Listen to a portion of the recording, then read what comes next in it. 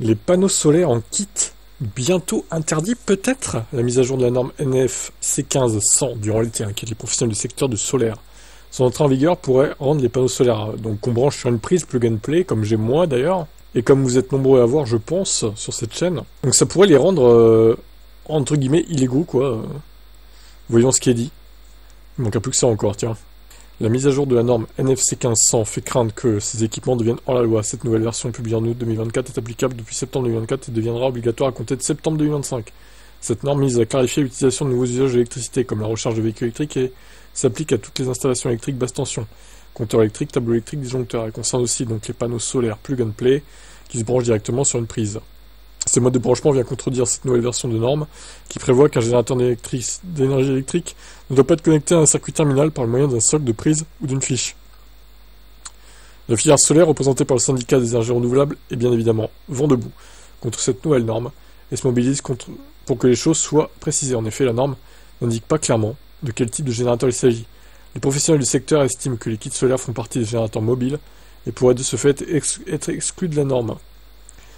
Il est vrai que, vu la hausse des coûts de l'électricité et la recherche de solutions écologiques pour la production d'énergie, venir imposer des contraintes supplémentaires à ce type d'équipement peut paraître une aberration, sans parler des dommages économiques que ça pourrait provoquer sur le secteur. Deux hypothèses, une clarification de la norme qui accorderait un statut particulier aux panneaux solaires plug and play, ou l'obligation de raccorder son kit solaire sur une ligne électrique dédiée, équipée d'un disjoncteur différentiel.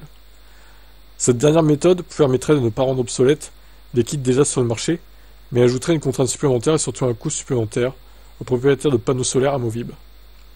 Alors, là, moi j'ai beaucoup de ces panneaux. Et d'ailleurs, pour des raisons de sécurité, j'ai jamais fait de vidéo de mon installation parce que j'ai pas envie qu'on sache précisément ce que j'ai comme installation. Voilà, on sait jamais, ça regarde pas les gens, j'ai envie de dire, mais j'en ai beaucoup, des panneaux comme ça. Donc ça me poserait grave problème que ce soit interdit, très clairement. Et bah si c'est interdit, je demande le remboursement de tous mes panneaux. Très clairement, voilà. On va être clair. À aucun moment je ferai une modification de mon électricité pour ça. Je changerai rien du tout. Donc soit il modifie un truc dans le Linky, je sais pas comment il pourrait faire, et on peut plus produire du tout. Et du coup là je l'ai bien dans le cul, on va pas se mentir. Soit bah je sais pas. Soit il modifie rien et ça continue de produire comme si de rien n'était, et puis on passe sous les radars, hein, j'ai envie de dire. J'espère que ce sera cette solution-là. Je ferai aucune modification de ma installation électrique. Alors là, il en est hors de question.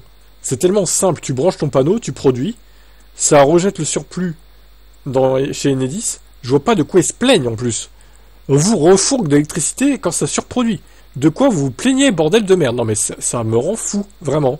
On est où là? On est où?